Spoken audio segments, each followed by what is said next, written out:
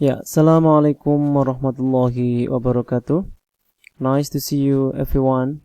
With me Muhammad Nuryanto in this channel Advisor Afam. Ya, senang bisa ketemu lagi dengan teman-teman semuanya di channel Aisar Afam. Ya, in this very good occasion, we would like to discuss about biography, or in bahasa we could say biografi, gitu ya. Pasti sudah pernah belajar ini, mungkin di pelajaran bahasa Indonesia atau yang lainnya. Nah, apa itu biografi? Let's see, ya gitu ya. Pertama saya akan ke learning objective dulu. Jadi kenapa kita perlu belajar biografi?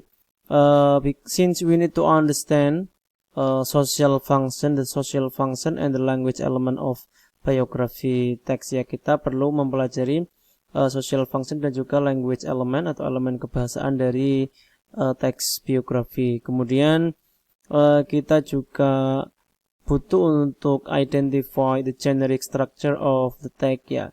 Nanti susunan teksnya seperti apa gitu. Selanjutnya kita juga ada grammar sedikit, past tense and past continuous tense. Tapi kita main goal kita adalah writing biography di sini, ya, untuk bisa menulis sebuah biografi dari seorang tokoh yang inspiratif buat kita gitu. And then, so what is biography? Let's see the definition.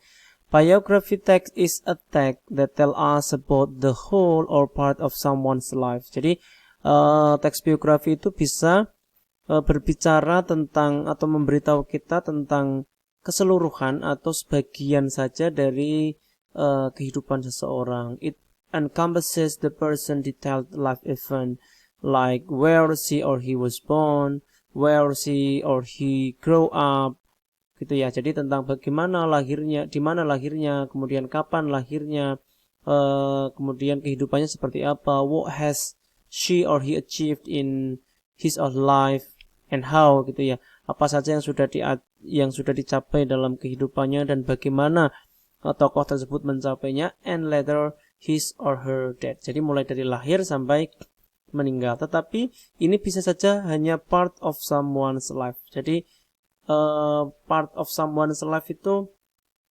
tidak semua sisi. Misalnya dari sisi kehidupan keluarganya, sisi kehidupan akademiknya, sisi karirnya itu saja. Jadi tidak melulu semuanya, gitu ya. And then we would like to see the social function of text biography, ya. The first, to know a person's story life, untuk mencari tahu, untuk mengetahui cerita kehidupan dari seseorang. Kenapa kita perlu mencari tahu ini? Karena biasanya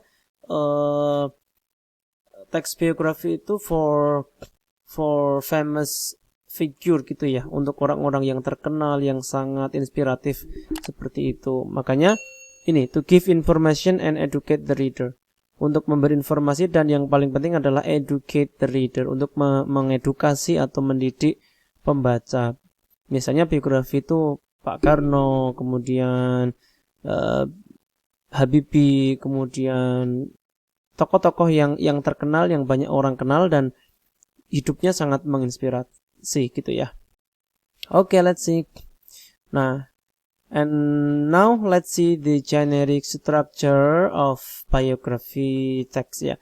Jadi yang pertama itu ada orientation atau namanya orientation, gitu ya.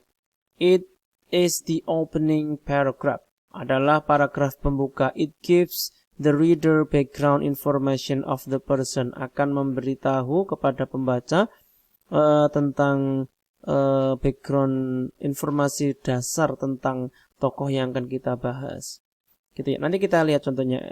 Kemudian intinya ada di sini. Event is a chronological order. Jadi mulai dari lahir, kemudian masa anak-anak, remaja, dewasa, sampai meninggal. Ini namanya event, chronological order of the person, gitu ya. Start from he or she was born till he or she dead, gitu ya, sampai meninggal. Nah, yang terakhir ini namanya closing atau reorientation. It consists of a conclusion or comment of the writer. Isinya adalah konklusi atau bisa juga komentar dari kita sebagai penulis. It tells us about the achievement or the contribution of the person. Jadi, nah ini biasanya pesannya itu ditaruh di paragraf paling akhir ini, di summary ya, di reorientation ini. Coba kita lihat ya. Contohnya, saya punya contoh. Nah, Cristiano Ronaldo. Orientasinya seperti ini. Cristiano Ronaldo dos Santos Aveiro was born in 1985. He is widely regarded as one of the best players in the world. The legendary Dutch genius Johan Cruyff said he's one of the best ever. Ronaldo became a soccer superstar, playing for English team Manchester United, Spain's Real Madrid, and for Portugal. He played in midfield from where he regularly scored spectacular goal. Jadi ini umum sekali. Ronaldo itu lahir di sini ya. Dia adalah pesepak bola terbaik ya, the best player in the world gitu. Bahkan legenda sepak bola Belanda Johan Cruyff mengatakan bahwa one of the best ever, satu yang terbaik di antara yang lainnya. Nah, dia bermain di Manchester United, Real Madrid, kemudian sekarang di Juve, kemudian juga bermain untuk timnas Portugal gitu ya. Nah, baru ke event.